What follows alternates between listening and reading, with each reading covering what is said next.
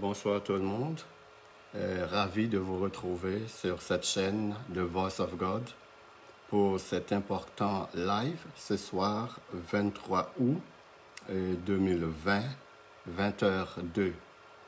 Ce soir, ça va être un message extrêmement important, extrêmement important. Je vous en conjure devant l'Éternel des armées, devant le roi des rois, de vous connecter et aussi d'inviter vos proches, vos amis, vos contacts à se connecter pour cet important live. Il ne faut pas que vous manquiez une seconde de ce live afin que vous soyez bien imbus du sujet et que vous puissiez aussi prendre une décision qui s'impose. Après le live de ce soir, vous ne pouvez pas ne pas prendre une décision par rapport au sujet qui va être traité dans ce live. Donc, c'est extrêmement important d'être attentif pour que rien ne vous échappe au cours de ce sujet. C'est extrêmement important de comprendre cela. Aussi, je vais vous suggérer de me contacter via Messenger si toutefois vous avez des questions ou si vous voulez avoir un peu d'aide pour cheminer après le traitement de ce sujet. Donc, c'est important. J'ai pris du temps. Ça fait longtemps, j'ai voulu parler de ce sujet.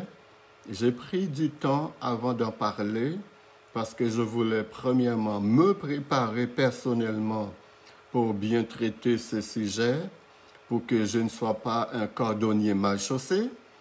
Et deuxièmement, je ne voulais pas sauter à la va-vite avec ce sujet. Je voulais prendre le temps qui s'impose avant de vraiment traiter ce sujet. Donc, c'est extrêmement important. Invitez vos amis, invitez vos contacts pour qu'ils soient là dans le traitement de ce sujet. Et surtout, il ne faut pas que des gens fuient le sujet parce que c'est un sujet qui est d'actualité, c'est un sujet tabou, c'est un sujet que beaucoup de gens ne voudraient pas entendre parler parce qu'ils y sont pris. Mais ce n'est pas en jouant à l'autruche qu'on va régler les problèmes, c'est en les affrontant en face qu'on va les régler. Et surtout lorsqu'il y a de l'aide disponible pour traiter le sujet, pour traiter le problème, si problème il y a. Avant même d'entrer dans le sujet, vous savez, j'aime souvent faire ça, et surtout pour donner le temps aux gens de se connecter et ouvrir des petites parenthèses pour vous parler d'autres choses avant d'entrer à vif dans le sujet. Il y a actuellement, ça fait longtemps que ça existe, un groupe de voyous à veste s'autoproclamant experts en ceci, experts en cela, des hommes qui se cachent derrière des vestes et des titres pompeux, qui occupent les plus hautes fonctions qui soient à travers le monde. Ces gens sont de véritables monstres sans cœur.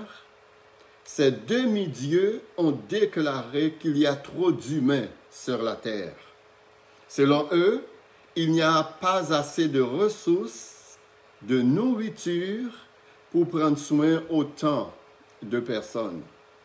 Donc, ils ont inventé un plan qui est camouflé, caché derrière des organisations, un plan mondial de dénatalisation à outrance, c'est-à-dire stopper la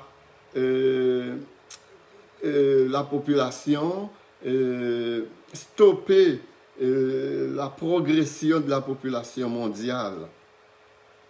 Dans ce plan de dénatalisation à outrance, ils font une promotion hors norme pour ce qu'on appelle le LGBT plus 2, car plus il y a des mariages entre hommes et hommes, entre femmes et femmes, moins il y aura des enfants qui seront nés de ces nouveaux couples, les couples du 21e siècle. Donc, tant aussi longtemps qu'il y aura des mariages entre hommes et hommes, femmes et femmes, eh bien, moins il y aura d'enfants dans le monde.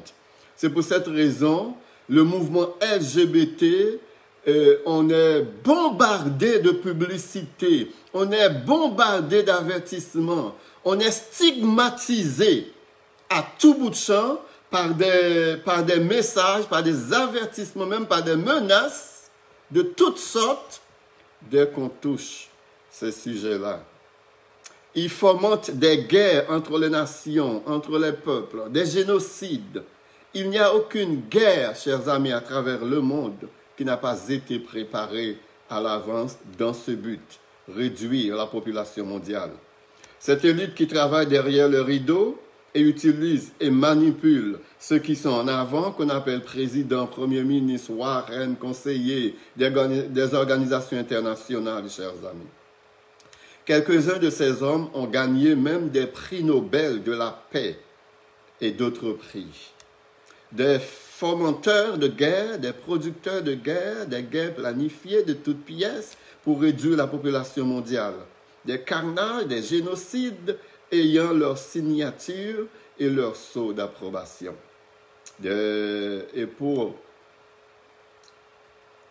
un effet maximal, chers amis, pour créer plus de destruction d'âmes dans certains pays, ils vont utiliser des dirigeants de certains pays pour détruire son propre peuple et ensuite bombarder ces mêmes pays en réaction aux actions qu'ils ont eux-mêmes perpétrées.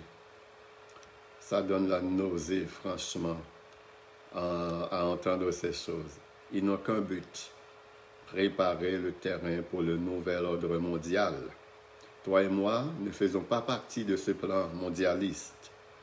Je m'estime heureux parce que l'Éternel des armées a murmuré à l'oreille de ses enfants en nous disant ceci. Jérémie 29, verset 11. Versets 11 et 13, « Car je connais les projets que j'ai formés sur vous, dit l'Éternel, projets de paix et non de malheur, afin de vous donner un avenir et de l'espérance. Vous m'invoquez et vous partirez, vous me prierez et je vous exaucerai. Vous me chercherez, vous me trouverez, si vous me cherchez de tout votre cœur. » Pour mettre à exécution ce plan, notre vie ne vaut absolument rien. Les Noirs sont vus comme une race inférieure, ainsi que certains Blancs de conditions précaires au niveau social et économique. Nous serons l'objet de destruction massive. Heureusement, nous ne faisons pas partie de leur plan, car leur plan n'augure rien de bon et ce plan deviendra leur pire cauchemar lorsque le général en chef, l'Éternel des armées, l'Ancien des jours, se lèvera de son trône et aura donné le livre scellé de 7 sceaux, écrit en dedans et au dehors, lorsqu'il aura jeté sur cette humanité perverse et corrompue toute l'ardeur de sa colère. Des catastrophes en cascade tomberont sur les complotistes. L'un des dangers chers amis, pour entrer d'emblée dans notre sujet, l'un des dangers qu'il y a, et je dois vous dire ce soir, comme je l'ai lancé hier dans un message publicitaire, ce soir on va parler de la masturbation dans toutes ses coutures.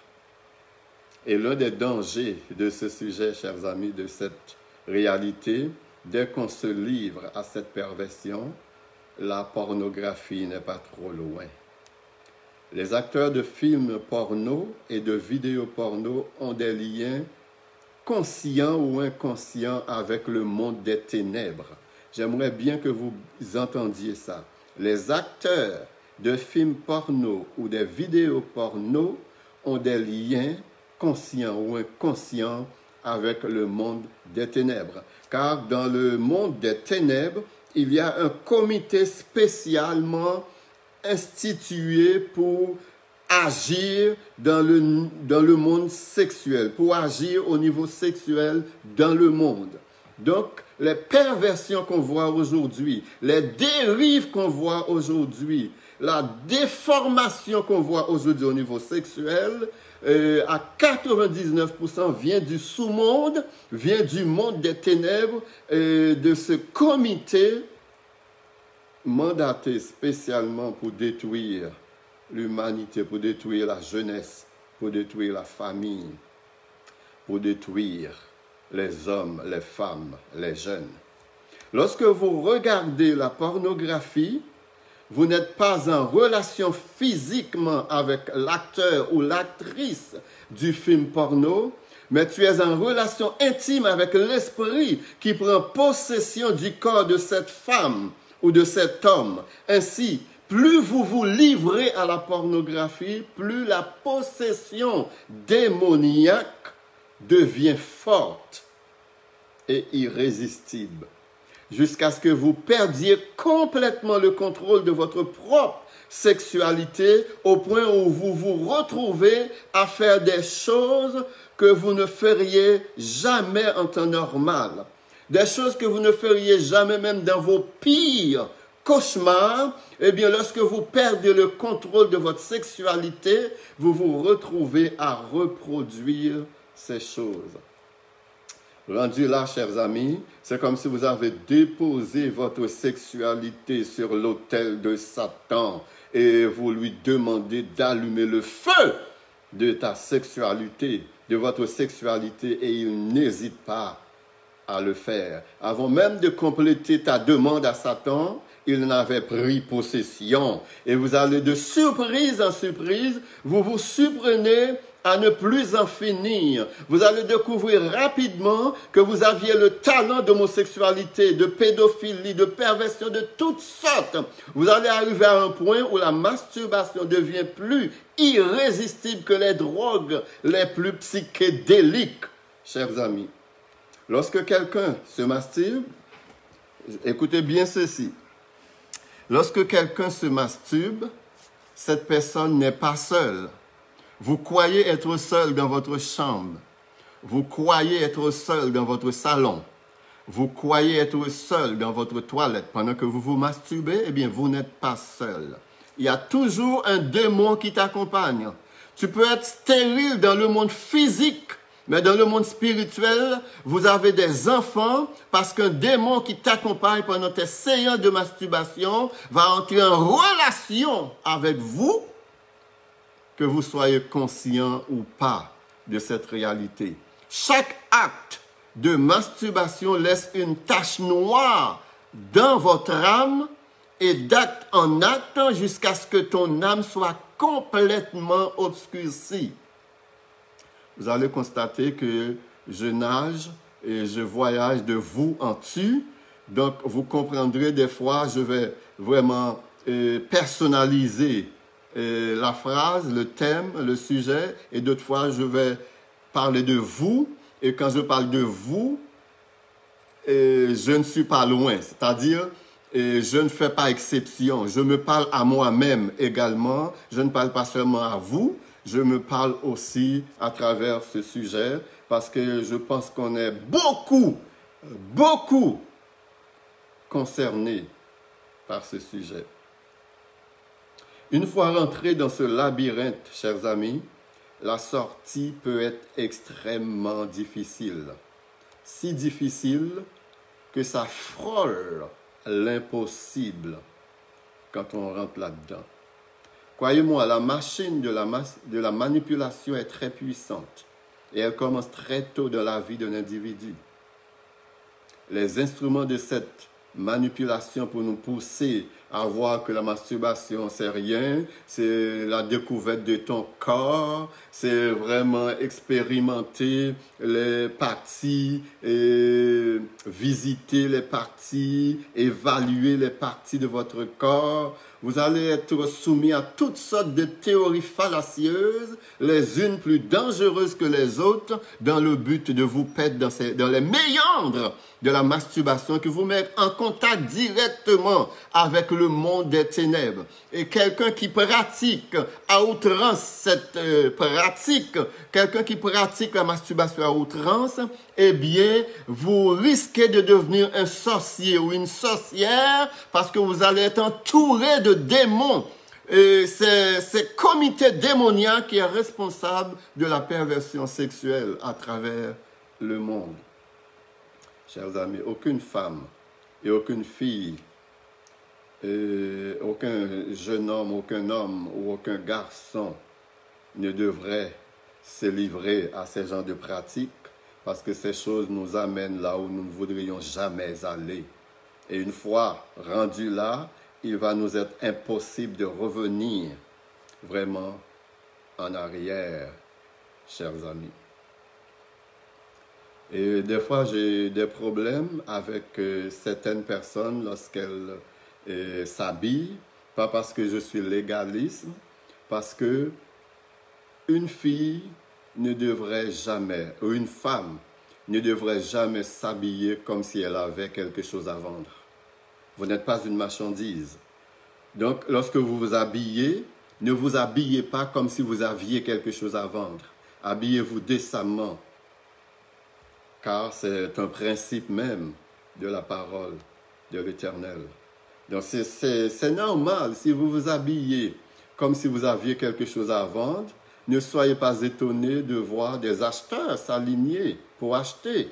Et ne venez pas vous plaindre par la suite pour dire que les hommes sont vicieux, les hommes sont si. Eh bien, si vous vous habillez et dans votre esprit, dans votre tête, vous savez bien ce que vous faites en vous habillant, si vous vous habillez en pensant ou en imaginant que vous avez quelque chose à vendre, eh bien, il y aura des acheteurs qui vont se présenter sur votre chemin.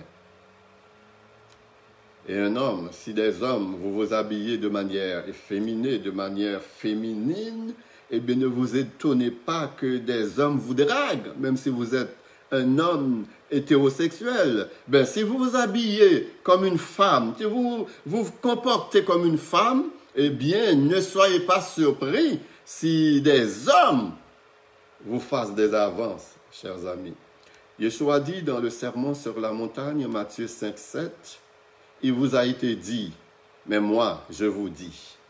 Ici, Yeshua fait référence à la Torah, aux lois mosaïques. Ce qu'il faut voir dans le sermon sur la montagne, Yeshua a élevé les standards et les normes une coche plus haut que la loi mosaïque. La raison est bien simple. Les Juifs, les patriarches avaient la loi, mais ils n'avaient pas le Saint-Esprit en eux pour les aider à obéir à cette dite loi. Nous avons le Saint-Esprit qui vit en nous. Donc, il est tout à fait normal que les standards soient plus élevés.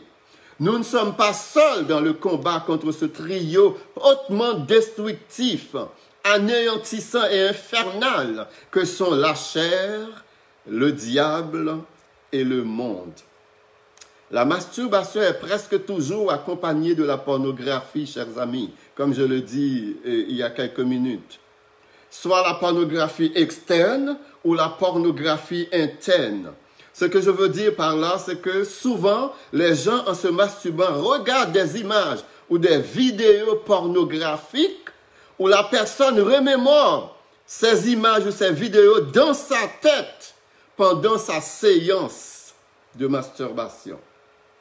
Vous pouvez être un adultère sans jamais passer à l'acte, au même titre que la personne qui commet l'adultère. Il y en a qui ne commettent pas d'adultère simplement par faute d'occasion. Il y a des gens qui peuvent crier à gosier ouvert, depuis que je suis marié ou depuis que j'ai ma copine, mon copain, je n'ai jamais vu un autre homme, je n'ai jamais vu une autre femme, je n'ai jamais fréquenté d'autres hommes ou d'autres femmes. Vous pouvez crier à gosier ouvert, chers amis, mais il y a des gens qui sont pires adultères, impudiques, sans jamais commettre l'acte, que des gens qui passent à l'acte. Oui, c'est ce que Yeshua veut dire. Yeshua dit, si nous convoitons une femme de notre cœur pour coucher avec elle, nous avons commis l'adultère avec cette femme. Cela veut dire deux choses. Premièrement, si nous sommes vaincus dans notre esprit, dans une matière quelconque, il n'y a aucun moyen d'être vainqueur dans cette matière, dans le monde physique. Le combat commence dans notre esprit. Si nous ne pouvons pas gagner dans notre esprit, il est absolument impossible de gagner dans le monde réel, dans le monde physique, dans le monde temporel. C'est dans notre esprit qu'il faut gagner le combat au prime abord. Et si nous perdons dans notre esprit, si nous sommes vaincus dans notre esprit, toutes nos actions, chers amis, sont vaines pour vaincre quoi que ce soit. Il est impossible de vaincre. Il est impossible de vaincre dans le monde physique quand on est vaincu dans le monde spirituel. Deuxièmement, quand nous convoitons une femme à laquelle nous n'avons pas accès dans le monde physique, rien ne nous empêche d'avoir cette femme dans nos pensées et de faire avec ce que bon nous semble.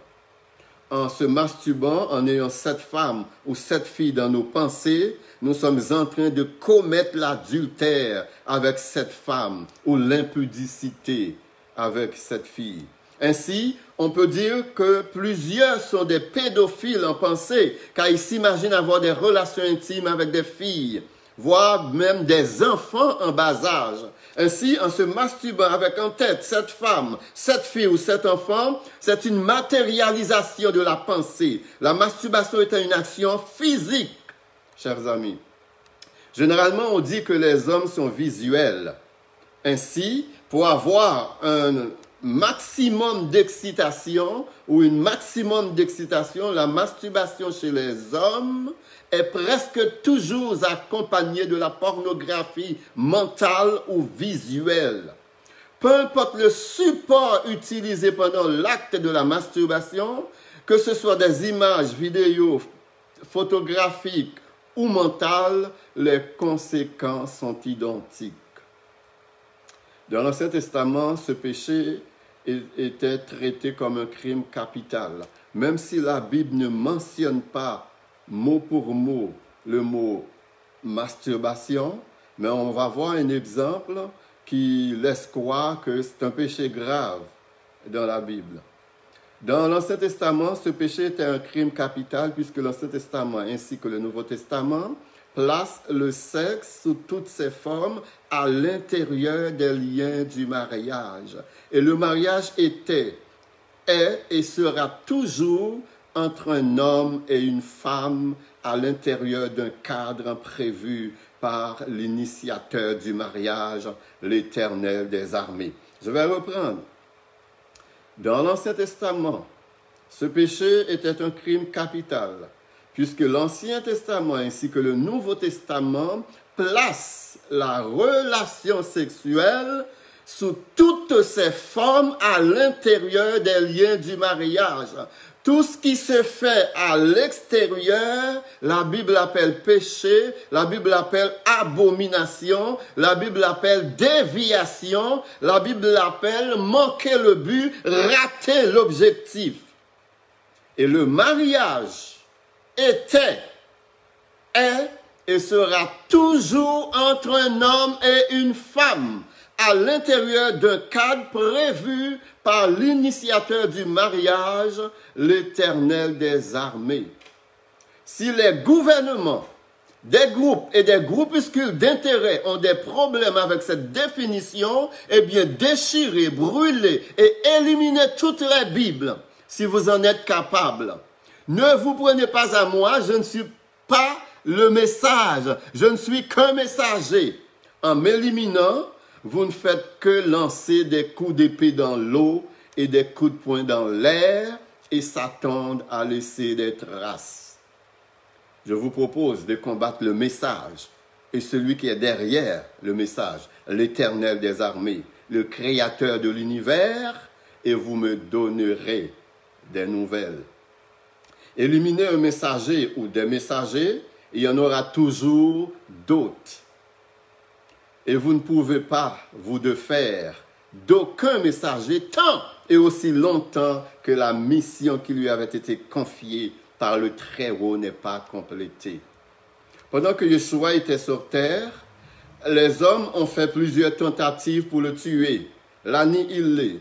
Mais à chaque fois, la Bible dit son heure n'était pas encore arrivée jusqu'à l'après-midi fatidique où sur la croix, il s'est écrié « Tout est accompli ». Sa mission sur terre est achevée. Il a accompli toutes les prophéties en lien à sa première venue.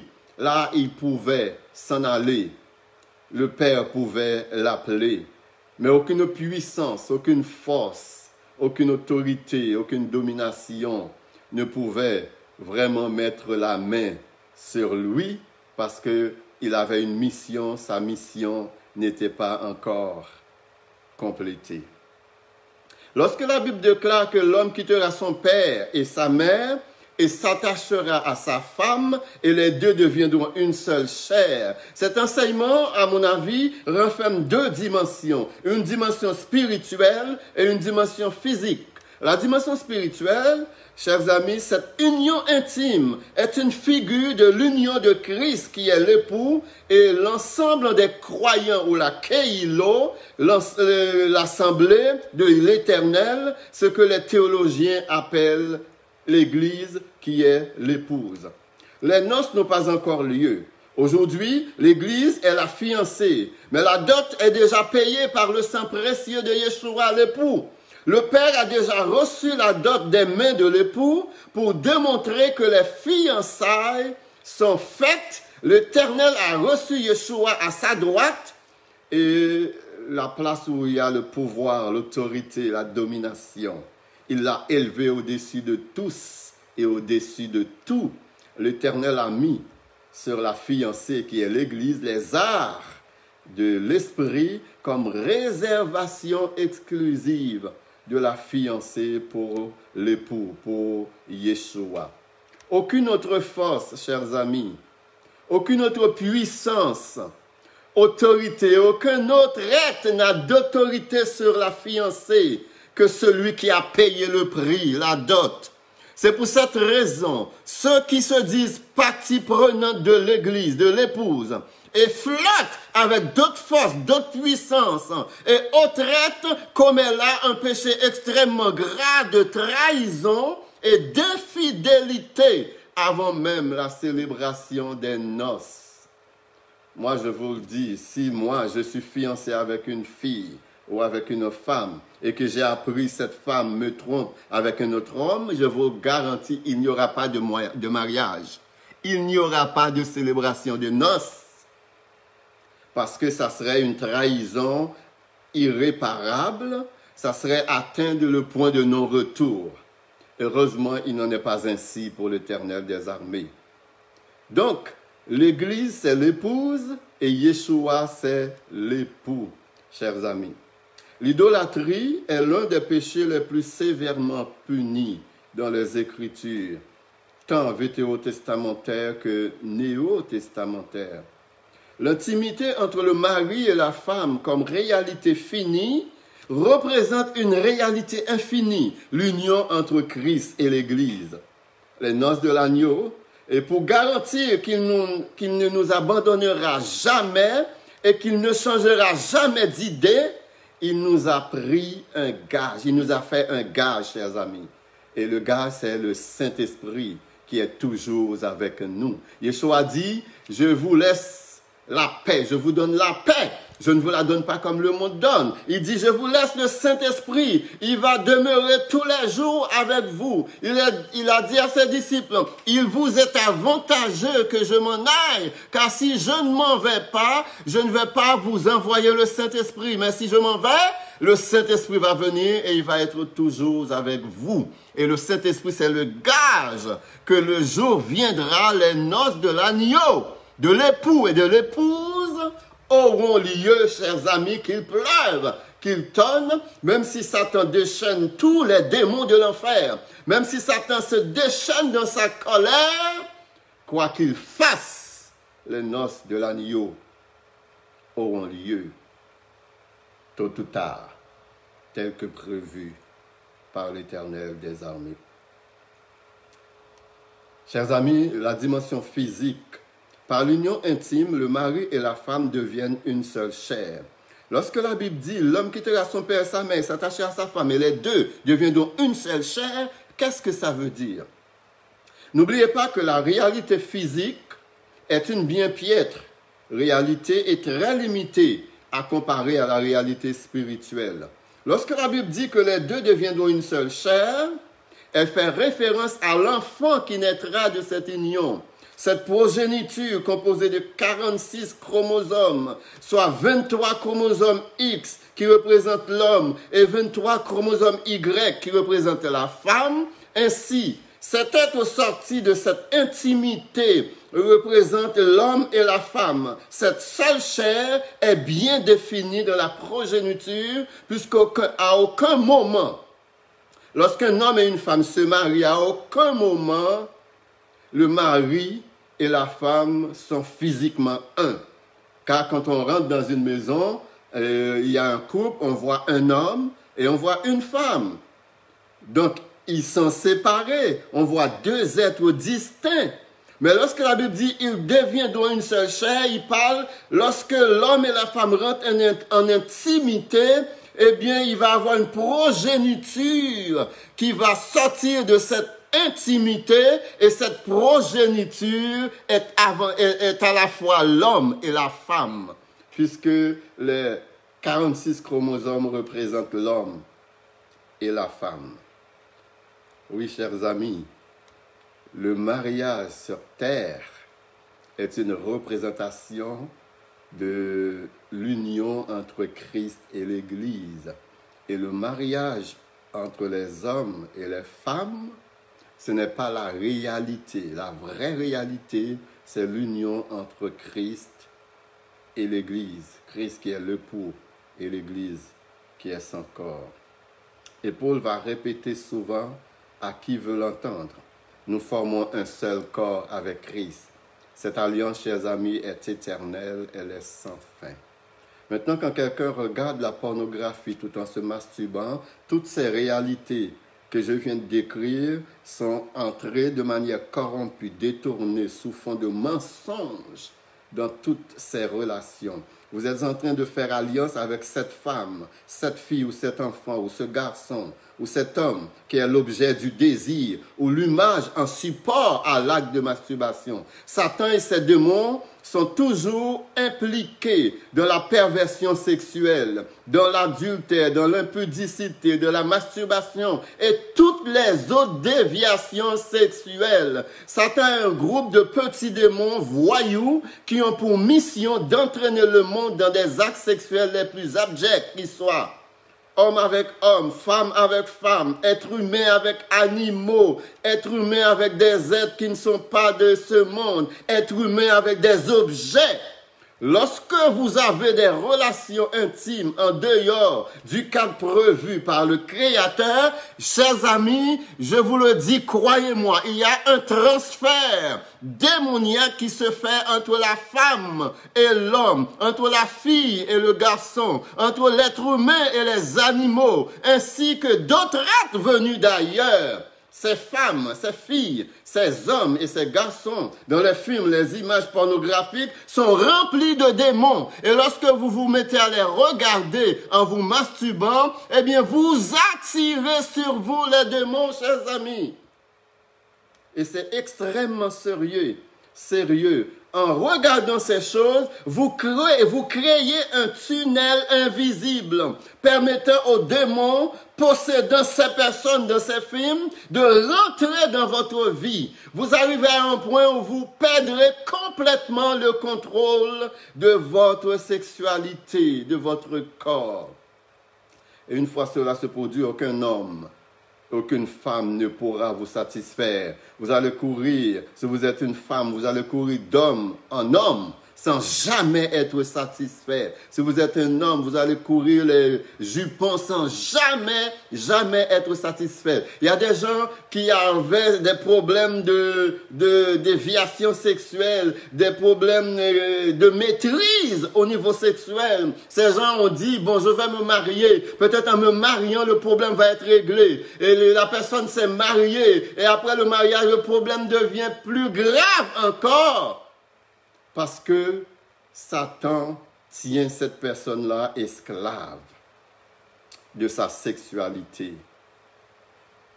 Chers amis, c'est une chose extrêmement terrible de perdre le contrôle de sa sexualité, de perdre le contrôle de son corps et de laisser Satan et ses démons prendre possession de votre sexualité, de déposer votre sexualité sur l'autel de Satan et de lui demander d'allumer votre sexualité, eh bien, vous allez vraiment mener une vie extrêmement sale, extrêmement malheureuse, chers amis.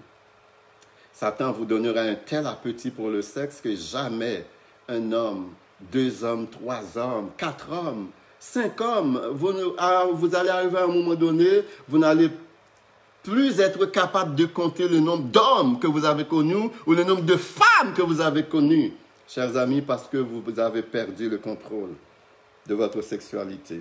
Tout comme lorsque vous entrez en relation sexuelle illicite, le fait que vous utilisez, chers amis, un condom, peut-être cela peut vous empêcher de tomber enceinte, mais ne peut jamais empêcher les transferts démoniaques.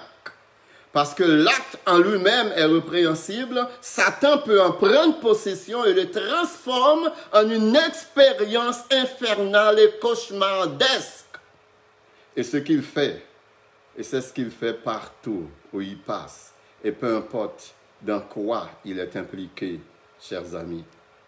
Si vous êtes un homme, si vous êtes une femme mariée, mais vous pratiquez la masturbation en regardant des films porno ou des images pornographiques, eh bien, vous ne transférez pas seulement des spermes à l'intérieur de votre femme, mais vous injectez des démons à l'intérieur d'elle. Ces mêmes démons qui vous ont été injectés par les actrices et les acteurs de films porno, chers amis, pendant votre séance de masturbation. La pornographie est la plus grande industrie sur Internet. La pornographie aujourd'hui est la plus grande industrie sur Internet. Aujourd'hui, c'est une horreur tragique, car vous avez des centaines de milliers, voire des millions d'hommes, de femmes, de filles, de garçons remplis de démons et qui propagent ces poisons à travers le monde pour transformer ces personnes en loques humaines. Et c'est une tragédie, une grande tragédie, chers amis. Ces femmes et ces hommes étant possédés, et vous connaissez bien les trucs des ténèbres, eh bien, que vous leur en trouverez une petite espace, ils occupent toute la place jusqu'à ce que vous ne soyez plus capable de respirer. Ils prennent possession de l'homme et de la femme, et next thing you know, ces démons possèdent aussi les enfants. Ils deviennent des déviants sexuels. Ne pensez pas, chers amis, soyez extrêmement attentifs à ce que je vais dire. Ne pensez pas parce que vous pratiquez des choses mauvaises en secret que cela n'a pas d'effet sur les enfants qui vivent avec vous dans la maison. Ne pensez jamais cela, car les démons qui vous poussent à pratiquer ces choses, les transferts de démons qui se font pendant votre séance de masturbation en regardant la pornographie, eh bien ces mêmes démons vont posséder les enfants également. Et les enfants grandissent et ils mènent une vie débridée, ils mènent une vie dérangée, sexuellement parlant, parce que vous avez introduit des démons dans la maison à travers ces pratiques. Je vais vous lire un passage dans Genèse, chapitre 38, versets 6 à 10. Judas prit pour son premier-né, une femme nommée Tamar. Premier-né de Judas, était méchant aux yeux de l'Éternel, et l'Éternel le fit mourir. Judas ici, c'est le fils de Jacob. On ne parle pas de Judas Iscariote dans le Nouveau Testament. Là, on est dans l'Ancien Testament, c'est l'un des 12 fils de Jacob, Judas. Judas, son premier fils, a été tué par l'Éternel parce qu'il était méchant. On n'explique pas en quoi consiste sa méchanceté, mais si l'Éternel fait mourir quelqu'un, c'est parce que cette personne-là était vraiment méchante, parce que l'Éternel est juste. Il n'est pas un être impatient ou un être qui va jouer. Et quand il juge, c'est parce que son jugement est juste. Alors Judas dit à Onan, qui était frère de va vers la femme de ton frère, c'est-à-dire vers Tamar, prends-la comme beau-frère et suscite une postérité à ton frère. Donc Judas dit à Onan, puisque ton frère est décédé, sa femme maintenant est veuve, Tamar, eh bien pour garder une postérité à ton frère aîné, marie-toi avec Tamar afin qu'il y ait une postérité pour ton frère. Regardez ce que Onan a fait. Verset 9. Genèse 38, verset 9. Onan, sachant que cette postérité ne serait pas à lui, se souillait à terre lorsqu'il allait vers la femme de son frère afin de ne pas donner la postérité.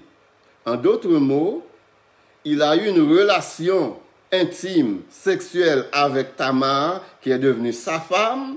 Au lieu d'éjaculer à l'intérieur de Tamar, eh bien, il a éjaculé ailleurs, par terre.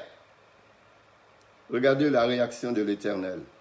Ce qu'il faisait de plus à l'Éternel, qu'il le fit aussi mourir. Donc, le fait d'éjaculer à l'extérieur de sa femme était tellement grave aux yeux de l'Éternel que cela lui a valu à Onan la peine capitale, la mort. Le péché n'est pas nommé ici, mais on voit une action qui est posée et on voit la conséquence de cette action. Donc on conclut aisément et logiquement que l'action posée par Onan était une action extrêmement grave, car l'Éternel ne fait pas mourir pour le plaisir de faire mourir. Eh bien, selon les rabbins, écoutez bien cela, selon les rabbins, la semence, c'est-à-dire le sperme des descendants d'Abraham, est pur et ne doit en aucun cas être gaspillé. Il y avait des conséquences si un homme, sous quelque forme que ce soit, gaspillait le seed, la semence ou le sperme. Et dans le cas d'Onan, on a vu que la conséquence était la peine de mort. Alors vous pouvez dire, oui, mais moi je ne suis pas juif, je ne suis pas juif, je ne suis pas descendant d'Abraham. Ouf, je l'ai échappé belle, ou de justesse, vous pouvez dire. À cette objection, je réponds deux choses. Primo, je ne connais pas Monsieur Oui, mais, bien que c'est à lui que vous avez adressé votre objection, car vous avez dit, oui, mais, je ne suis pas juif. Je ne connais pas oui, mais je prends quand même la nécessité de répondre à sa place, chers amis. Et secondo, je vais vous répondre à la place de M. Ouimet. Galates 3, verset 28-29. Galates 3, verset 28-29. Paul dit, il n'y a ici ni juif, ni grec, il n'y a plus ni esclave, ni libre, il n'y a plus ni homme, ni femme, car tous vous êtes un en Yeshua HaMashiach, ce que nous appelons Jésus-Christ. Et verset 29, Galates 3, verset 29, c'est le verset le plus important. Et si vous êtes à Christ, vous êtes donc la postérité d'Abraham, héritier selon la promesse. Donc, tous ceux qui se disent chrétiens, tous ceux qui se disent chrétiennes, toutes celles qui se disent chrétiennes, tous ceux qui se disent croyants, chers amis, Paul nous dit, nous sommes des descendants d'Abraham. Donc, cet argument que cette parole ne nous concerne pas parce que nous ne sommes pas des descendants d'Abraham tombe à l'eau. Car Paul le prouve ici que nous sommes des descendants d'Abraham. Donc, ce principe s'applique également à nous. Notre semence, notre sperme est sain, est pur et ne doit pas être gaspillé. Oh, vous pouvez encore rétorquer et dire, mais je ne suis pas circoncis. Ce passage s'adresse aux circoncis. Je ne suis pas circoncis. Ou même si vous l'êtes, vous n'avez pas été circoncis le 8e jour après ta naissance, tel que la loi le prévoyait. Romains 8, verset 29, Paul nous répond. Paul dit, mais le juif, c'est celui qui l'est intérieurement. Et la circoncision, c'est celle du cœur, selon l'esprit, et non selon la lettre. Donc cela veut dire, tous les croyants doivent être circoncis dans leur cœur, même si physiquement, puisque la circoncision physique était le reflet de la circoncision interne. Ce que l'Éternel voulait en réalité, c'est la circoncision du cœur. Mais pour montrer le reflet, pour montrer la réalité physique, il a ordonné la circoncision physique. Donc nous sommes aussi au niveau du cœur des circoncis. Donc il n'y a pas de porte de sortie. Cette parole s'adresse à nous. Et si vous n'êtes pas circoncis du cœur, vous n'êtes pas enfant de Dieu. Vous n'êtes pas enfant de l'Éternel. Car la circoncision du cœur est la vraie circoncision. La circoncision extérieure est un signe de la circoncision du cœur, chers amis. Ceci étant établi, vous êtes descendants d'Abraham et vous êtes circoncis. Mais alors, c'est quoi le rapport entre ces points et la masturbation? Me demandez-vous. Attendez, vous êtes trop pressé parce que je ne sais pas pourquoi vous êtes pressé comme ça. C'est moi qui traite le sujet. Pour ceux qui n'ont pas encore vu où est-ce que je vais en venir, écoutez bien attentivement. S'il vous plaît, écoutez bien attentivement. Quand un homme se masturbe, ou une femme, devant la pornographie, ou la pornographie mentale, vous êtes à la recherche de l'orgasme. Et en général, l'orgasme est atteint quand l'homme ou la femme, parce qu'il y a des femmes aussi qui atteignent ce niveau, éjacule. Donc, vous éjaculez par terre, que ce soit dans tes culottes ou dans un tissu ou dans un drap. À chaque fois qu'un homme ou une femme éjacule, à l'extérieur d'une femme, eh bien, il éjacule par terre. Ainsi, cette semence, ce sperme qui est sain, est gaspillé, tandis que Jéhovah l'interdit. Donc, c'est quoi la conséquence? Peut-être nous devrions finir comme Onan dans Genèse 38, mais l'Éternel nous donne du temps pour nous repentir, chers amis. Gare à nous si nous atteignons le point de non-retour, si nous traversons la limite fixée par l'Éternel pour ce péché particulièrement grave à en juger par la conséquence pour Onan, mais pratiqué aujourd'hui par une majorité écrasante d'hommes, de femmes et de jeunes à travers le monde, de toutes les sociétés, même des églises, chers amis, ces choses sont pratiquées. Donc j'aurais aimé qu'on soit clair. La Bible déclare que la semence de l'homme est sainte, pure. La semence de l'homme est pure et il ne doit pas être gaspillé. On a vu, Onan a été tué parce qu'il a gaspillé son sperme en le jetant par terre. Or, lorsque vous vous mettez à pratiquer la masturbation jusqu'à l'éjaculation, eh bien, vous gaspillez le sperme, vous le jetez par terre, une semence qui est pure, qui est sainte, eh bien, il y a des conséquences à cela. En plus des possessions démoniaques, il y a d'autres conséquences plus graves encore à cela. Même votre vie éternelle peut être en jeu, chers amis. Un autre aspect de la masturbation qu'on n'a jamais évoqué, nulle part, je n'ai jamais vu personne évoquer cela.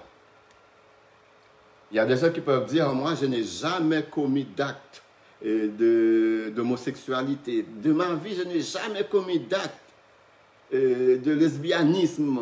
J'ai jamais été homosexuel, j'ai jamais été lesbienne. Il y a des gens qui s'en réjouissent puis qui sont fiers de répéter ça, qui veulent entendre. Pas si vite. Pas si vite. Écoutez bien ceci. Écoutez bien cela, chers amis. La masturbation est un acte essentiellement homosexuel. Je reprends. La masturbation est un acte essentiellement homosexuel. C'est-à-dire tous les hommes qui pratiquent la masturbation sont des homosexuels et toutes les femmes qui pratiquent la masturbation sont des lesbiennes. Un homme qui se masturbe, c'est un homme qui donne du plaisir sexuel à un homme. Un homme qui se masturbe, c'est un homme qui donne du plaisir sexuel à un homme. Comment est-ce qu'on appelle ça? Un homme qui donne du plaisir sexuel à un homme. Comment on appelle ça? Et une femme qui se masturbe, c'est une femme qui donne du plaisir sexuel à une femme. Et une femme qui donne du plaisir sexuel à une femme, comment qu'on appelle ça? Chers amis, soyons clairs. Je ne suis pas ici pour vous raconter des salades, ni je ne suis pas ici non plus pour chercher votre sympathie, parce que les sujets que je traite, ce ne sont pas des sujets sympathiques. Les sujets que je traite, ce ne sont pas des sujets pour aller chercher l'appréciation des gens. Au contraire, j'ai beaucoup plus de chances d'être rejeté en traitant ces sujets que d'être accepté, que d'être aimé, que d'être applaudi. Je le sais. Et je prends le risque. J'ai accepté les coûts que cela peut avoir en traitant ces sujets. Je le répète encore. Tous ceux qui pratiquent la masturbation, car sont des homosexuels ou des lesbiennes, car la masturbation est essentiellement un acte homosexuel. Un homme qui se masturbe, c'est un homme qui donne du plaisir à un homme. Je donne du plaisir à moi-même. Une femme qui se masturbe, c'est une femme qui donne du plaisir sexuel à une femme. Chers amis, ne l'oublions pas. Donc, essentiellement, qu'est-ce qu'il faut retenir dans ce message, dans ce live? Premièrement, lorsque vous vous masturbez en regardant des films pornographiques, vous créez un tunnel de démons pour permettre aux démons qui possèdent les acteurs de films porno de traverser ce tunnel pour venir vous posséder. Et une fois possédés, ces démons ne vont pas rester seulement avec vous et dans vous, ils vont se propager aux gens autour de vous. C'est extrêmement important de comprendre les implications de ces choses. Des fois, Satan peut nous pousser à commettre des péchés et diminuer, embellir ce péché, atténuer les conséquences de ces péchés. Mais croyez-moi, Satan connaît tous les détours, toutes les profondeurs de ses péchés. Et il sait lorsqu'on rentre dans ses péchés, il n'y a pratiquement aucun moyen d'en sortir, à moins d'une intervention divine pour vous permettre de vous en sortir.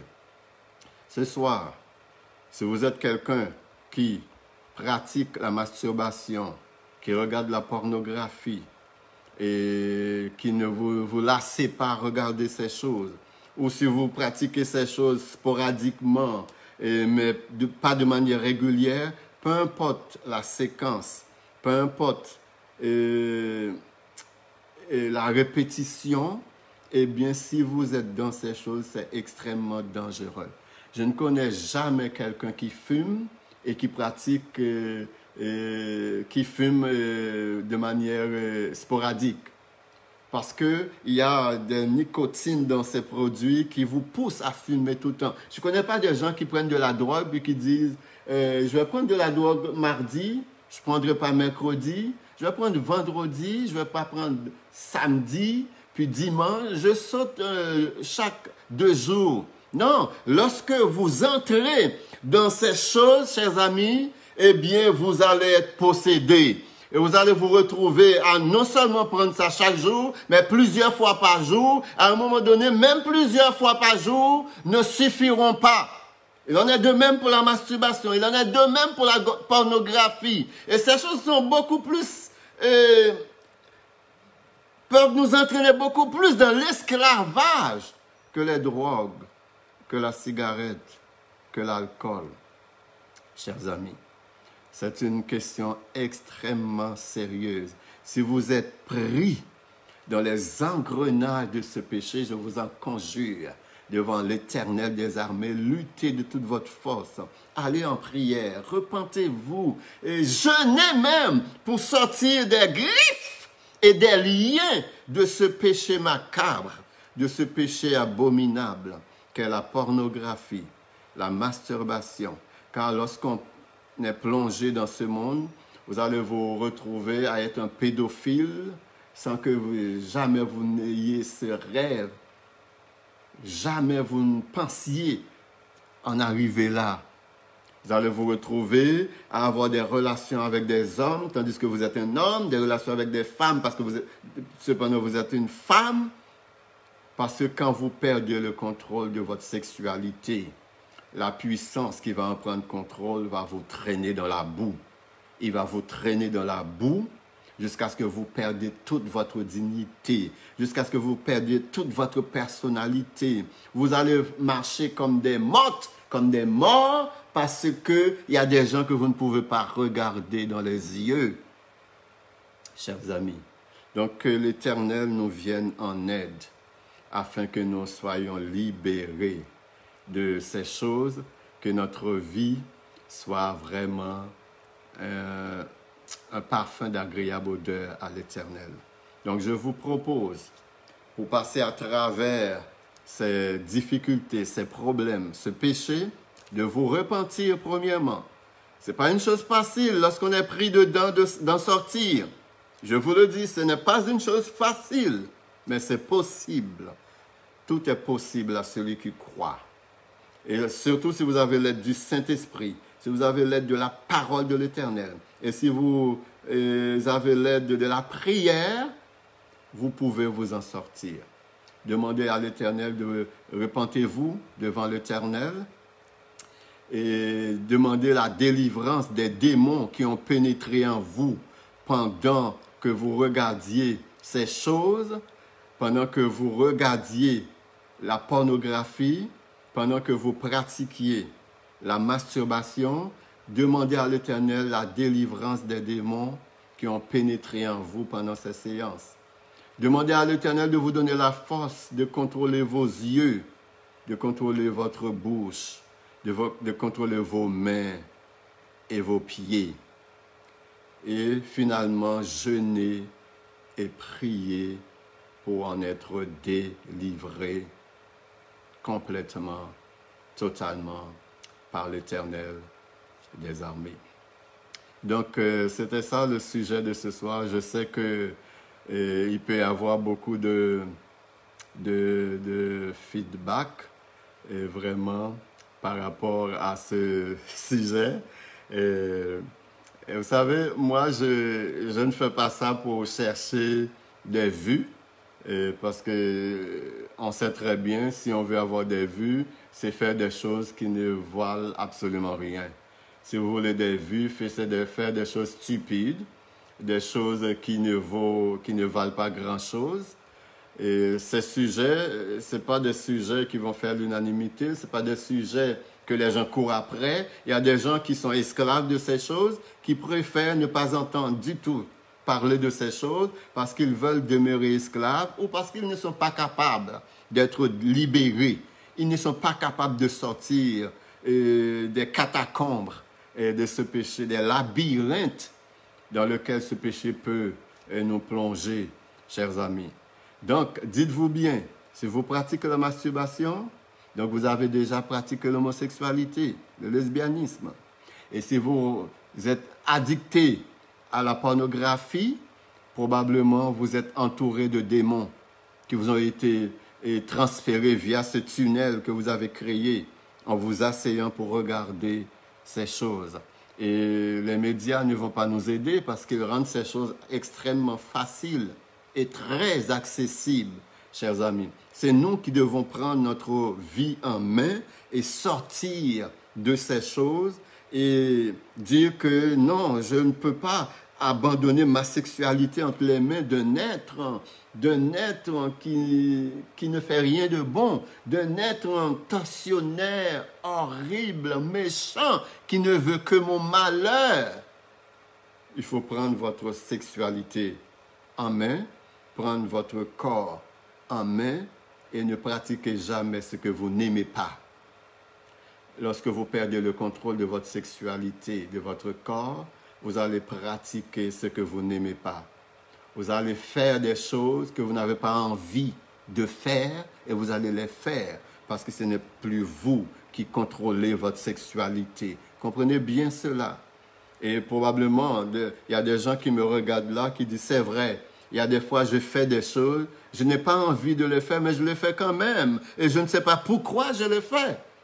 Eh bien, c'est parce que vous avez perdu le contrôle de votre corps, de votre sexualité. Donc, l'Éternel nous vienne en aide et surtout, je sais qu'il va y avoir des attaques. Probablement, pendant que vous êtes en train de m'écouter, il y a des pensées comme des fusées qui traversent votre esprit. Et il y en a qui me contredisent, qui disent, mais qu'est-ce qu'il raconte là? C'est pas vrai, c'est faux. Où est-ce qu'il vit? D'où est-ce qu'il a pris ces choses? Qui côté le sorti à bagaille sayo, dans ma langue vernaculaire? Eh bien, d'où viennent ces choses qu'il dit? Moi, je pense pas que c'est aussi dangereux. Je pense pas c'est une chose mauvaise. Vous allez avoir toutes sortes de pensées qui vont combattre ce que vous venez d'entendre ce soir. Mais résistez si vous voulez en être délivré. Résistez et l'Éternel vous viendra en aide. Que l'Éternel vous bénisse abondamment. Je salue tous ceux qui étaient là. J'ai vu que mon cousin était là, Gerby. Je les salue, mes cousines, Shernan, Eline et Maggie.